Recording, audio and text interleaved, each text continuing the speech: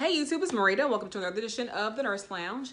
And in this edition, we're going to go ahead and dispel those myths between what the difference is between a DNP, which is a Doctor of Nursing Practice, and PhD, which is a Doctor of Philosophy. So if you want to know what those differences are, stay.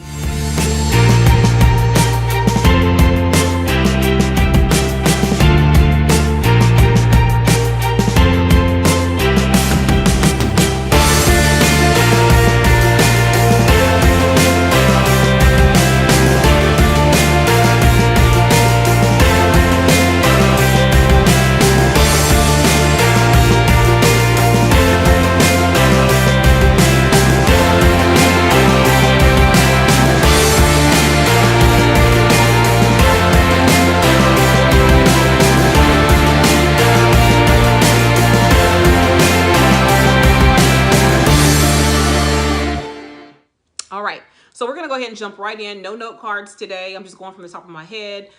This is not going to be a long video, but again, I just wanted to come on here really quick and tell you what the biggest differences are between the two. If you listen to anybody in the just regular world, they'll tell you the PhD is better than the DNP. So the PhD is Doctor of Philosophy, and that degree can be awarded to anyone who pursues that degree. But the DNP, Doctor of Nursing Practice, is a terminal degree, which they both are, but the DNP is a terminal degree in nursing specifically. So PhD, you can get a PhD and be a nurse, but you do not have a terminal degree in nursing. You just have a terminal degree. So the PhD, Doctor of Philosophy, again, is research-based. That basically means that they do a lot of research. And then the Doctor of Nursing Practice is clinical-based, meaning they do research. We do research. I did a lot of research. I'm doing research now, matter of fact. But we want to put it into practice. So one is not better than the other one. They have different focuses.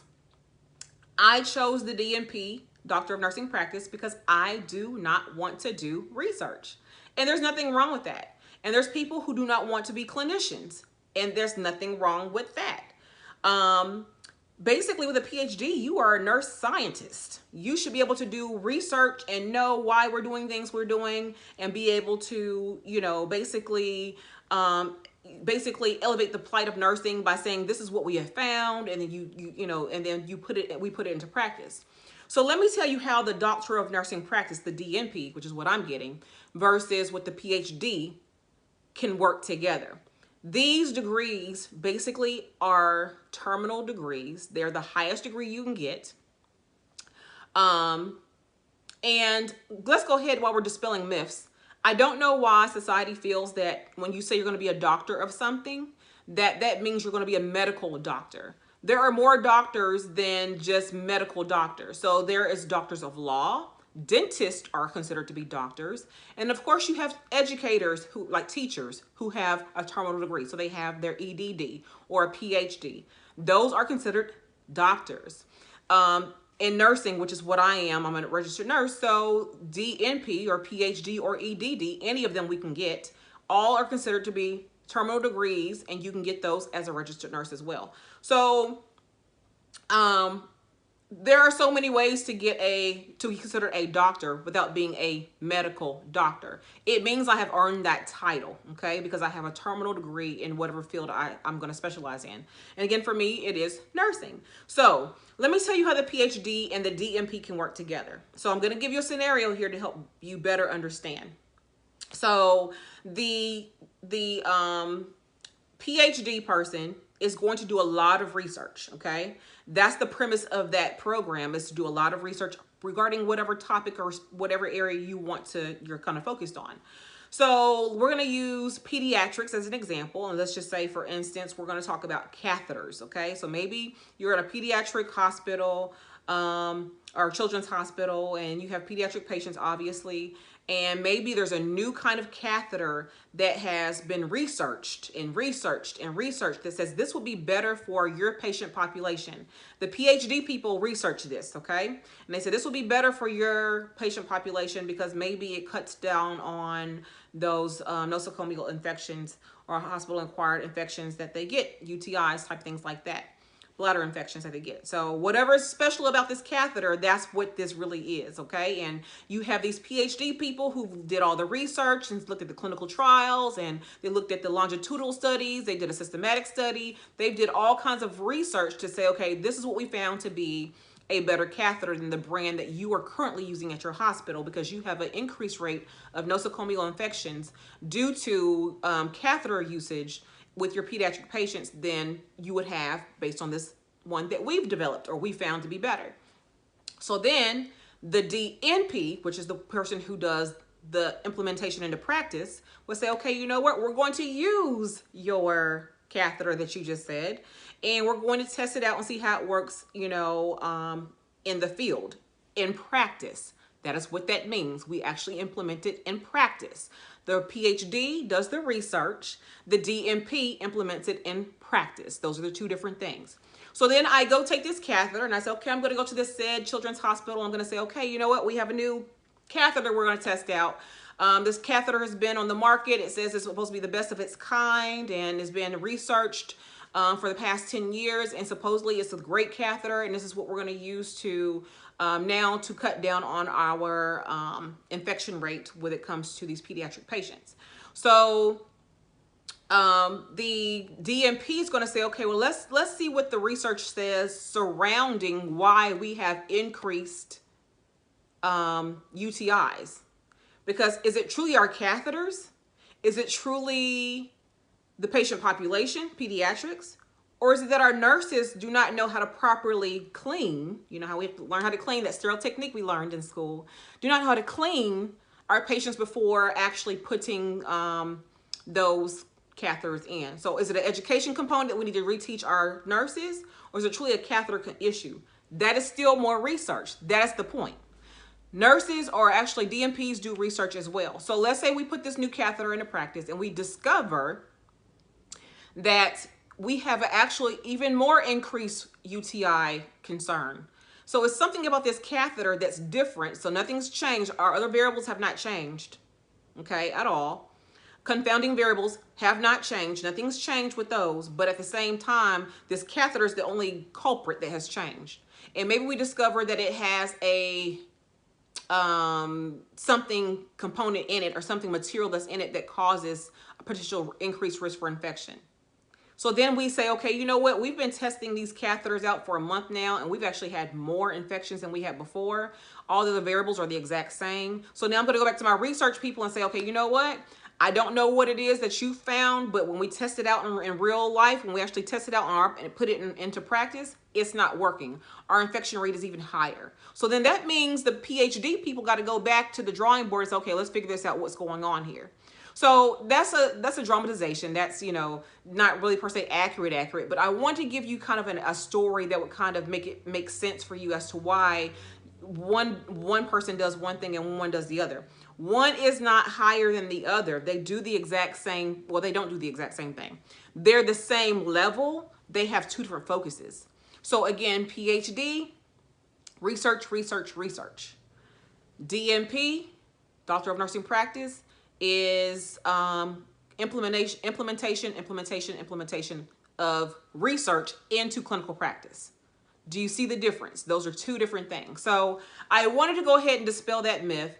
I don't know why people with PhDs think they're better than, because they're not. The focus is just different. And just so you know, as a nurse, if you wanted to pursue a PhD, you can do that. If you are a nurse and you want to pursue a EDD, which is a Doctor of Education, you can do that. And if you are a nurse and of course you want to pursue the DNP, Doctor of Nursing Practice, you can do that, okay? As long as you meet all the other criteria, you can do that. One is not per se geared towards another. You will find some institutions, let's say if you want to go into education, that says they want you to have a PhD. But if that's the case, then, you know, either if you don't have a PhD already, then don't go work there. That's no different than a hospital saying we don't hire LPNs. Well, then you just won't be working there. Or a hospital that says we only want BSN nurses. Well, the ADN nurses won't be working there.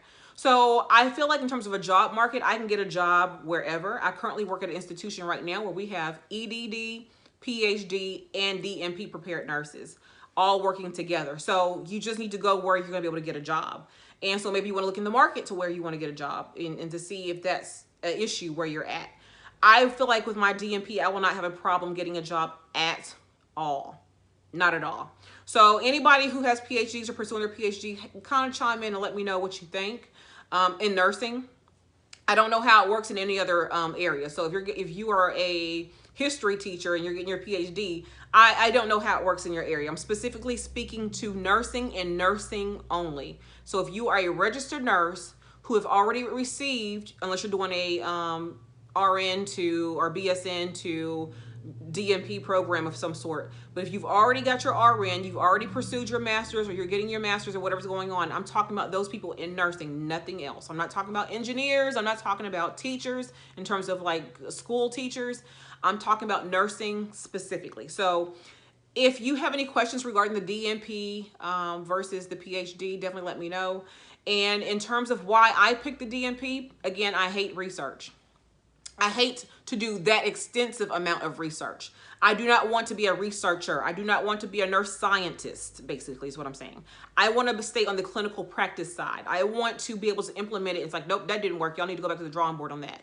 I still want to deal with people. I don't want to be behind the scenes, you know, looking at numbers and looking at, you know, data and labs. I don't want to do that. I still want to be on the clinical side of it. So that's why I chose the DNP versus the PhD. I could do whatever I want to do. If I wanted to do the PhD, I feel like I am intelligent enough to do the PhD. I don't feel like you will get into any doctoral program without being intelligent enough to be in the doctoral program.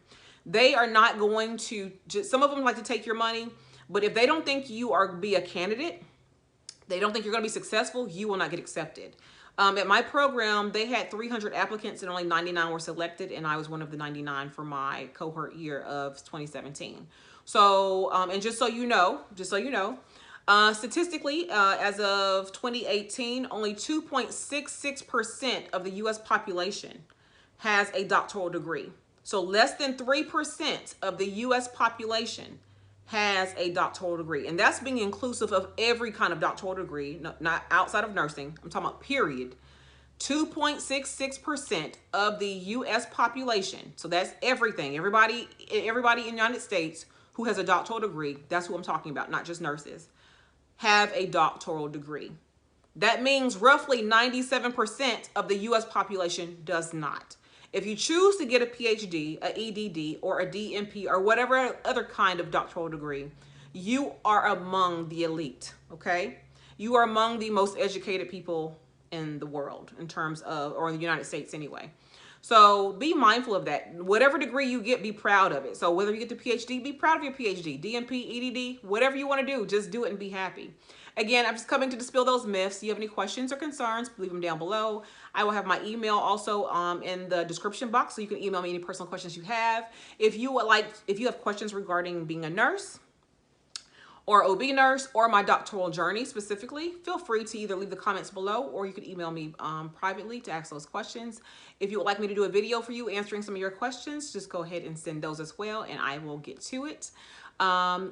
I think that's pretty much it. Subscribe, like, comment, hit the notification bell. You know the routine. Till the next time, you all happy Nurses Week. This is day 3 of Nurses Week. So I want to do a video almost every day, at least 5 videos this week if possible, for Nurses Week, just for my nurses. So anyway, happy Nurses Week, and I will see you all the next time. Take care.